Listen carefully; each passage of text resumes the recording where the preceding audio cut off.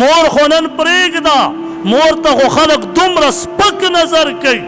بله ورځ یو ویډیو شایع شوې ده او ظالم د 20 کالو یا د 22 کالو هلک تماچه راواخیسته، بهر راووته.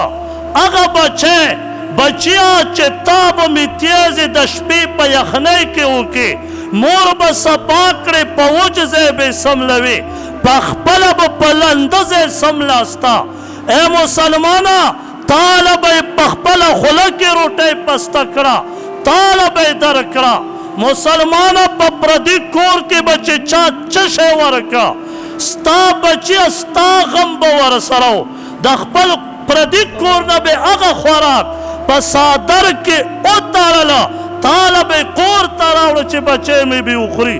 هغه ظالم په بازار کې د خلقو تر وړاندې خپله مور 2 ډزه په سر وویشته. ای مسلمانه، تا ته اسلام دا نه ښیي، تا ته اسلام د مور حقوق ښیي، تا ته اسلام د والدینو حقوق ښیي. خو دغه حقوق بروره زده کې څنګه؟